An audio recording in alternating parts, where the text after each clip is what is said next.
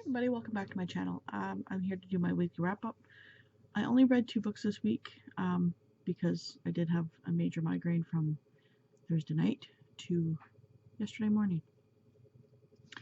That's not unusual for me, but sometimes they hit a little bit harder than they usually do. So, the first book I finished was Would Like to Meet by Rachel Winters. I give this a 4. And there goes Zeus.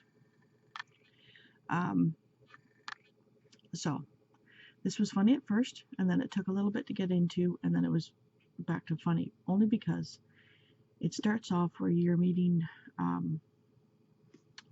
Evie doing a meet cute, and she's trying to spill a drink on somebody to try and meet somebody like in the rom-com movies.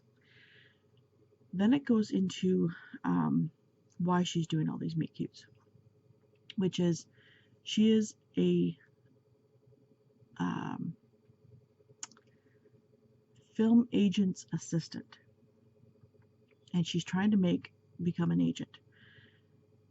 And she's one of the older assistants that usually once the assistants are there for about a year or two, then they get bumped up to agent, and she's been there for 6 or 7 years and she's still trying to become an agent.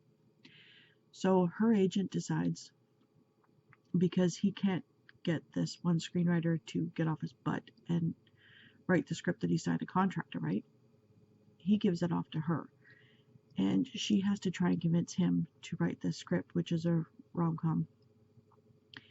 And so she decides to do all these meet cutes and then send him her experiences doing them, and to try and get him into gear. And then she meets Ben, who is always at this one coffee shop with his daughter, and they seem to be kind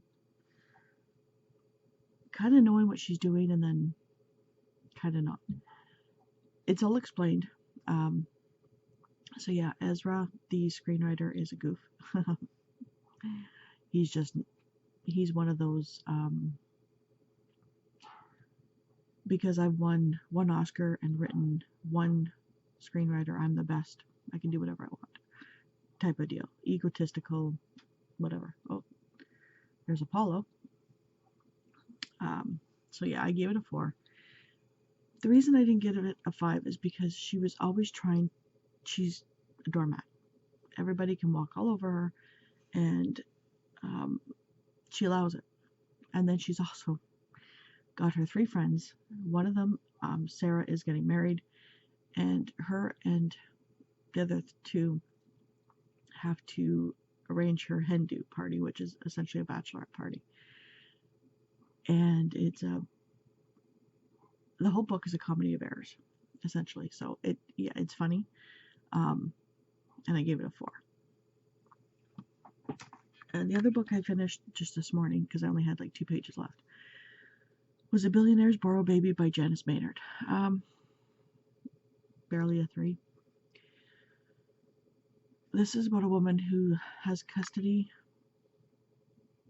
of her niece because her sister has died, and her sister's ex-husband, I think they're married, is in the mob, and he only wants the baby because she's got her, pretty much. He's the reason her sister is dead.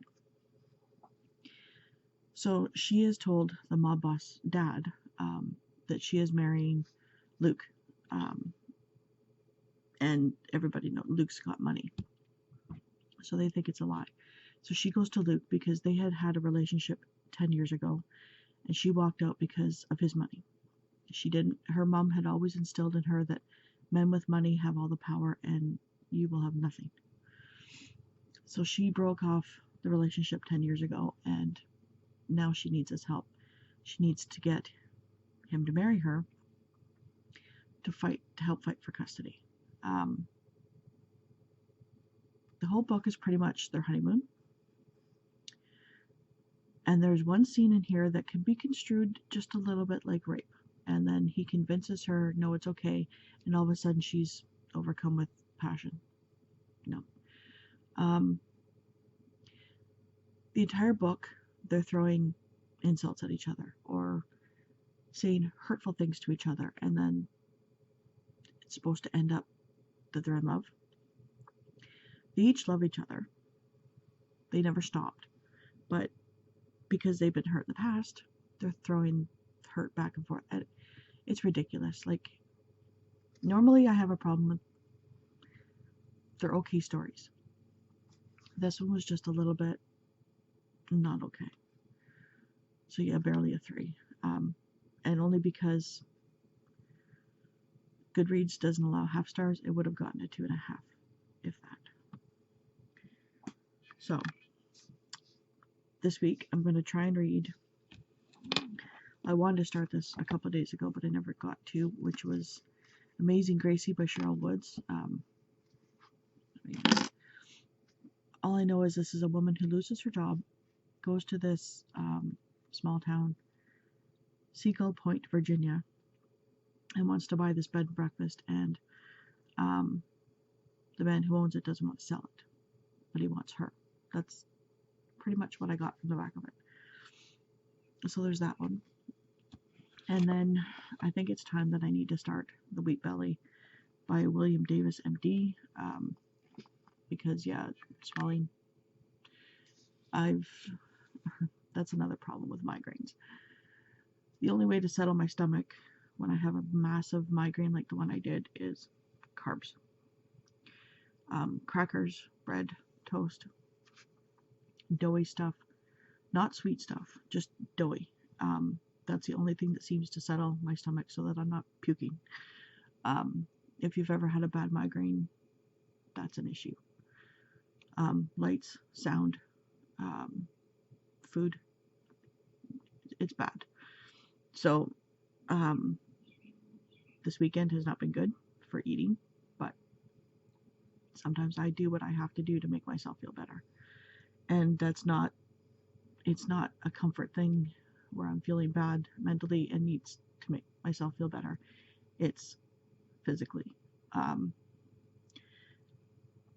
Throwing up when you have a migraine is not the exact fun thing to do, because it just makes everything worse.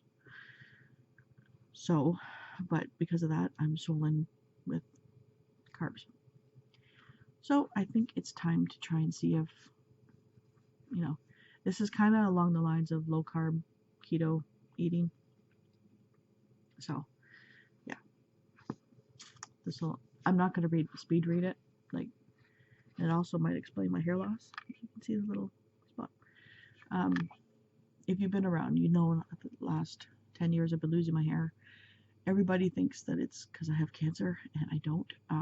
You don't lose your hair from cancer. You lose your hair from cancer treatments.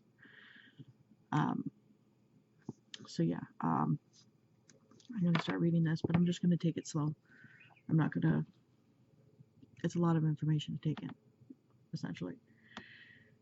And then I don't know what else I'm going to pick up. It kind of depends on the mood. I still have my stack from my June TBR right here. So any one of these will probably get read. And that's it for my weekly wrap-up. I hope everybody's doing well. Let me know if you've read any of these, what you thought of them. And I think that's it. So I will talk to you guys later.